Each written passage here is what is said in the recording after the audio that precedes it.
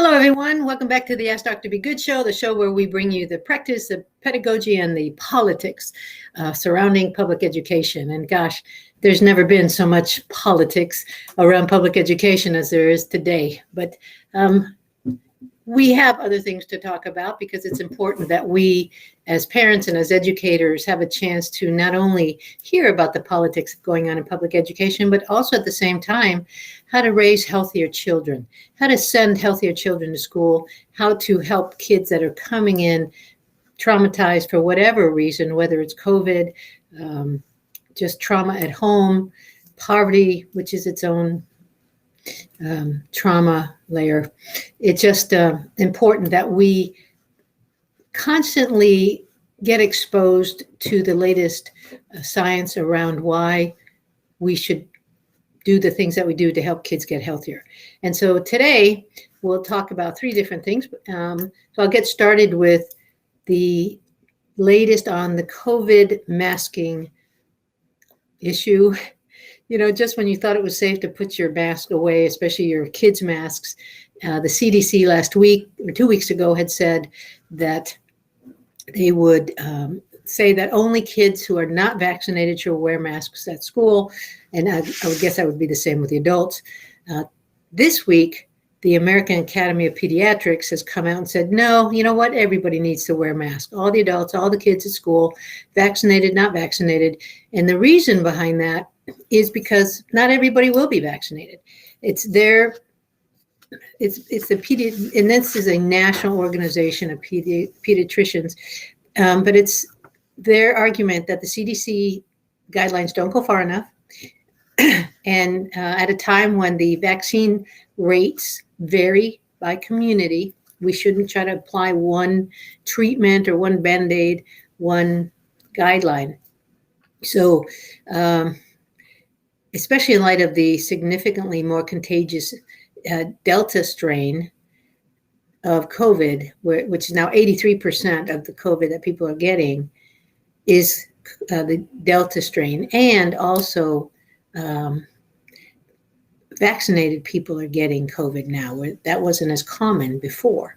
And so because of those issues, the American Academy of Pediatrics is saying it's their suggestion that all kids K-12 wear masks and adults as well. So that leads us right into politics, folks. That for a minute that was science, but really that's politics. Because you have some states who will comply with that, but then you have some states who are not okay with asking kids to wear masks, or even adults now. And really, the states where the guidelines are followed will be the easiest for the schools, because the schools can just say, oh, I've got to do this. We don't have a choice. It's those states that don't want everyone wearing masks, that they don't agree with the guidelines. Those school districts in those states are going to have to make some decisions. They're going to have unhappy parents. And so that's going to be a tough beginning of the year conversation for districts in those states. Again, the politics behind public education at work. So that's a current event. The next thing I want to chat about, because I'm just always wanting to give information about how to help the adults speak to their own children in a way that can lead to openness between the child and the parent, so that when tough things come up, it becomes easier for the parent to have those conversations, and the child is less reluctant to enter into those conversations. And conversations could be, yes, divorce, death, sex and relationships, diversity, culture talks, consent. All of those are very important topics that parents must talk to their kids about, but really not waiting until middle school. If you haven't established a good open communication channel with your child by the time middle school happens, it's going to be awfully difficult to have conversations with your children when they're 12, 13, 14 about things like sex and boyfriends, girlfriends, birth control, all of those things. They will feel embarrassed. And so how do do it? First of all, why should we do it? Well, again, in the old days, back in our grandparents' time, to me, we absolutely did not talk to kids about difficult subjects. We just absolutely didn't talk about sex. Certainly not if race relations, unless it, there were some progressive parents and grandparents, but really that was in the minority. We just left the uncomfortable stuff maybe for the schools to do. And as far as sex is concerned, if the schools were allowed to teach about sex, they would have to have parent permission, and not everybody gave permission. So let me give you an interesting story here. When I was in my first year of teaching fifth grade in 1989 for a large urban district in the Dallas area, I had to teach sex ed to fifth graders. And that was just normal back then. But I had to take a semester-long master's level class to be able to teach it, a graduate level class. So I went and took the course the fall semester. I took the teaching sex ed to young children. It's, like I said, 3-hour college course, got certified, and then was able to teach it in the spring. And this is the fascinating, how times are so different now. To fifth graders, we taught differently. We taught fifth grade girls separate from the boys most of the information. But when it came to actually teaching the sex act, we brought the kids together and they taught it in a co-ed manner. That is hard for me to envision in today's world. So, it's a very flux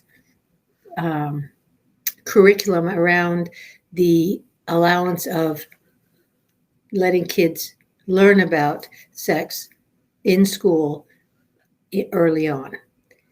But really, data show that kids, research tells us that kids and teens who have regular conversations with their parents and caregivers about sex and relationships are less likely to take risks with their sexual health and more likely to be healthy and safe. So it's never too early and never too late to start talking to your kids about sex and relationships. I've read data that says the more, the earlier, the more comfortable parents talk to kids about sex, the lower the chance that kids will get pregnant before marriage. Matter of fact, there's a program called AIM, and it's about teaching abstinence, and we do it through the schools, and it's a neat program. And the program is twofold. The first night, the parents come and they see the whole PowerPoint. They can come and ask questions, look at the PowerPoint that the kids are going to get the next day, and it's taught to middle school kids. And it really teaches about the importance of abstinence and what happens. They do it through the lens of loss potential on the part of a child and student if and when he or she is pregnant. And I say he, getting a girl pregnant. And they tell stories, and these are true stories, about kids who had great potential to really go far in life, but they ended up having to drop out of school, get sort of a lower end job, and take care of the baby. And so, no, we're not going to save every kid with going through that program, but we're going to catch the attention of some. And so it's a really excellent program. They hit the kids and the parents with lots of very current data and about the importance of understanding what it means to enter into a sexual relationship. So, but the whole point of this segment is to understand that you shouldn't wait. So here are opportunities. I like these. How do I start conversations about sex and relationships with my kids? But you know what? This is not just about sex. This can be applied to culture, diversity, and then consent. And I'm going to do another whole segment on consent maybe next week because it's so important. And there's a new angle that we need to bring to people's attention. But talking with your kids about sex, relationships, culture, diversity is a lifelong conversation. Doing a little bit at a time instead of having the talk takes pressure off you, and it helps kids process your values and information over time. Having regular conversations also sends the message that these topics are important enough to keep bringing up and are a normal part of life. Everyday life provides lots of opportunities for talking about difficult subjects, and here's some common teachable moments to look out for.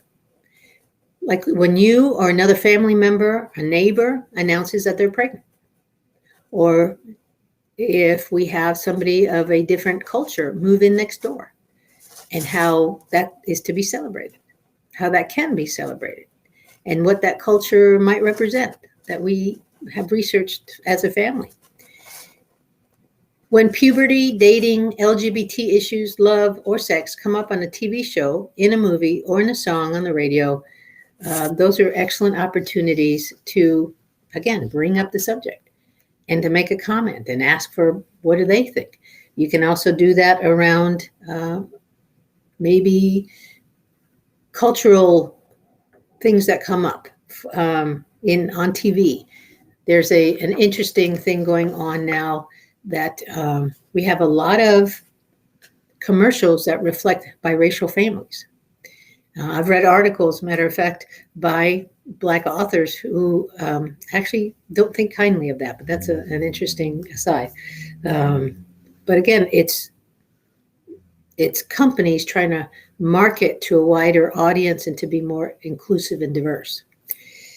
When gender stereotypes are pushed in ads, games, TVs, and books.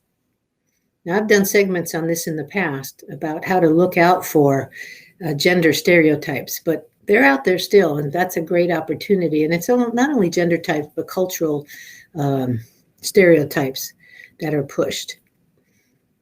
When you see unrealistic portrayals of or sexualized bodies of models, celebrities, I know that I don't really particularly care to see very young children in sort of sexualized outfits. I don't think it's appropriate. And so that might be a conversation I might have with my grandchildren. Ads for pads and tampons, birth control, or condoms. Again, great opportunity. News stories or ads that talk about sex, cultural diversity, and lack of consent. Those are all topics that are unfortunately constantly in the news. So when any of these things come up, you can jump in the conversation and say, well, what do you think about how pregnancy happens? Oh, how do you know? How do you know? How do you think she knew she was pregnant? What do you think about the fact that the celebrity is photoshopped on the cover to look different than they look in real life? How do you feel about this ad for dolls only having pink and girls in it? What would you do if someone you were dating started acting like that character on TV? In elementary and middle school, give them books about anatomy, puberty, diversity, and let them explore it on their own. Check in with them to ask what they've learned and what was confusing and answer any questions they may have, or lead them to answers.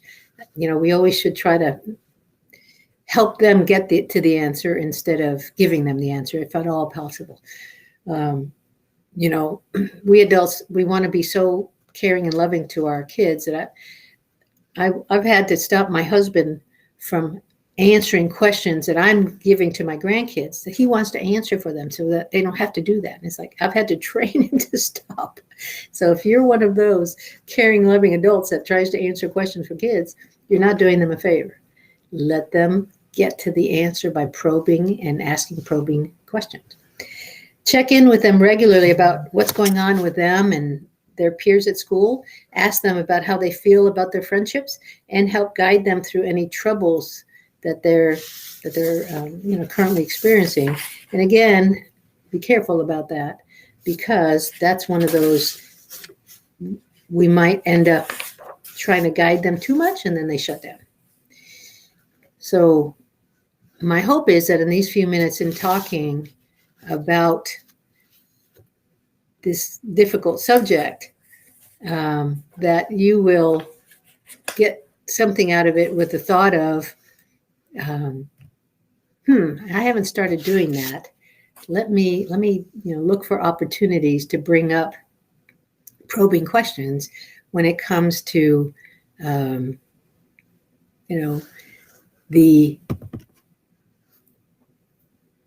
hot topics really that we have going on now, and cultural diversity, the sex relationships and so forth.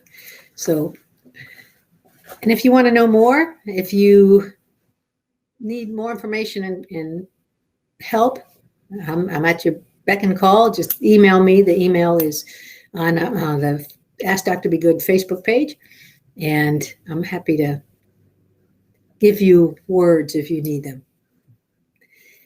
Our next segment is having to do with summer and summer vacations. And many of you, I know we do, we travel with our kids and grandkids, and we'll stay a week in a house. So multi-generational travel and vacationing together is a thing, and it's pretty popular.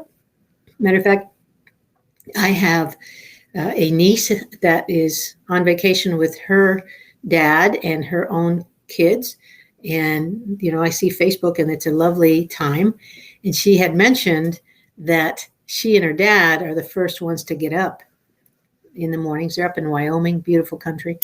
And she and her dad popped over to a coffee shop and just, had some time alone together and special time. And having lost my dad recently, I told her, relish those moments, right? And of course, I was probably preaching to the choir. She told me, yes, she does. But we can't do that enough with our parents who are still with us, with those aging relatives. But so let's talk about how to stay sane in our multi-generational vacations. First of all, it's important that everybody has an understanding of who pays for what. In the article that I'll put the link in the comments, it talks about, in some families, the grandparents, who are the more established folks, they'll pay for the housing, and then the kids pay for the food and any other adventures. Some others just split it, and they split it as fairly as they can. There's one of the ways that we need to get our kids to feel more comfortable around traveling with parents is learning to share costs. And having been through that, our kids are now in their 30s, but there was an expectation there for a while that anytime we all went to dinner together, no matter how big the group, hubby and I were the ones who were to pay.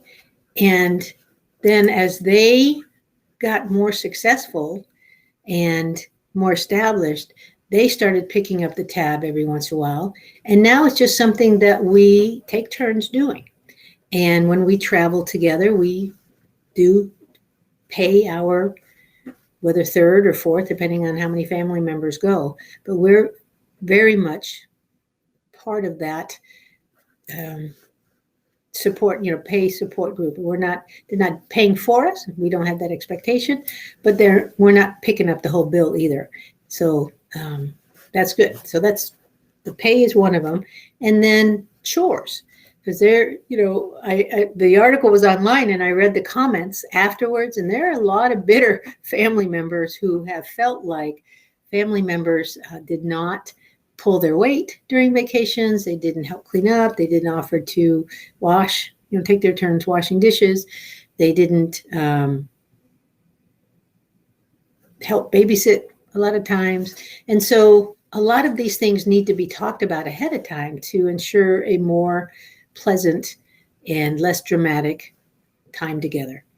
One of the families suggested having a list, and they said in their family, they go every year, every other year, and they put up a task list, a to-do list. And actually family members scramble to fill it out. They enjoy taking their turns, and they have which family is taking a turn cooking dinner, which family is taking a turn washing that night, which family turn it is to do other things like take out the garbage, set the table, and so forth. So it's nice getting to the point where you have family members trained to eagerly await being able to fill out their name next to the needed chore for each day.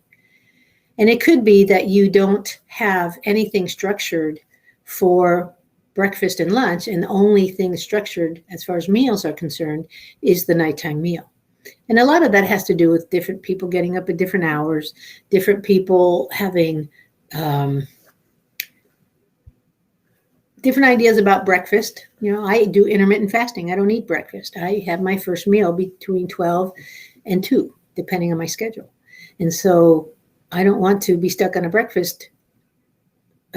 making breakfast schedule if I don't eat breakfast.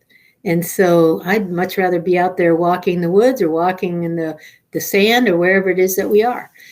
And babysitting, goodness gracious. So there was a lot of resentment with families who hadn't taken the time to work this out before the trip as far as babysitting. So a family has 3 kids, a family has 2 kids, another family has a newborn baby, and yet everybody wants to be able to take advantage of some rest time and some fun time and maybe even some alone time. So that would have to be worked out.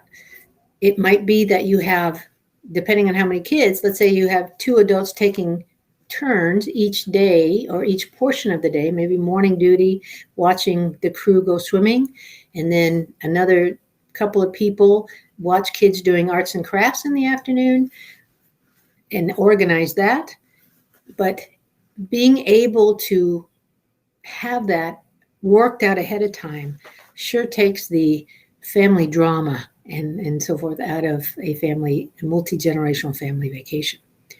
And let's talk about the reasons why we might want to have multi-generational vacations together, because many of you are going, ooh, shudder, shudder. Maybe you've never done that.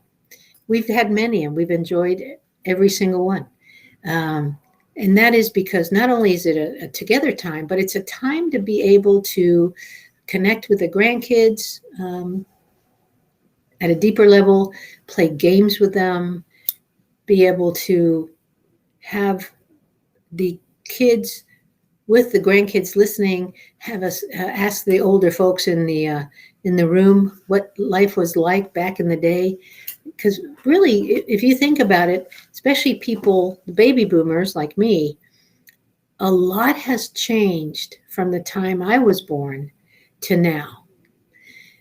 And of course, even more so with my father's generation, because they would have just barely had, my father was born in 1936, they would have barely had cars. They were transitioning from horses to cars. They were transitioning from candles to more established lighting. Certainly they were getting the radio and then 45 records on the record player and so forth. So, and then TV, all of that was during my father's generation. Then with us, we were black and white TV that transitioned to color TV and so forth. So you see that there's lots of opportunities for our kids and our grandkids to hear about how we coped and sort of wow and amuse them in many ways about time in the old days. So it's just important. That's how family traditions are solidified. That's how caring about our older folks as they get older. If you haven't built in that opportunity to learn and care and love for our grandparents and our aunts and our uncles when they get sick in their 80s and beyond, hopefully, having family members who care enough to come visit because that relationship was established. We're surprised with some families who they put their parents into an assisted living and then rarely visit them. Well, maybe those family threads were not knitted together strong enough. And so I would say to all of you, is that going on in your family? And are there some things that we can do together as family members to make sure that when we end up in an assisted living, if we do, that we'll at least have some company pretty regularly to come and visit us? So the multi-generational vacations are a sure way, especially if they're done regularly, and they don't have to necessarily be done every year, but even every other year, to where, and goodness gracious, with being able to use Zoom and FaceTime and so forth, there's no reason why we can't regularly connect with our extended family, no matter what their age is, and make sure that we still feel that family connection. So as always, we have a fast, now 30 minutes. And just to give some prep, JP of JP, Kathy, and the Crew will be joining me on a new show, Staying Sane, helping the world stay sane through health and awareness. Health and wellness is coming up in the next week or so. And so we hope that you will look forward to seeing that as well. All right, everyone. Thanks for being on. And I hope that your summer has been restful, that I know some school districts are back already as far as staff is concerned. I hope you went back a little bit more energized than you did the previous summer. And if you didn't, make time for yourself. Make sure that you use your time at home by getting in touch with nature, meditating, eating well, and watching our show. Thank you, everyone. Have a great week.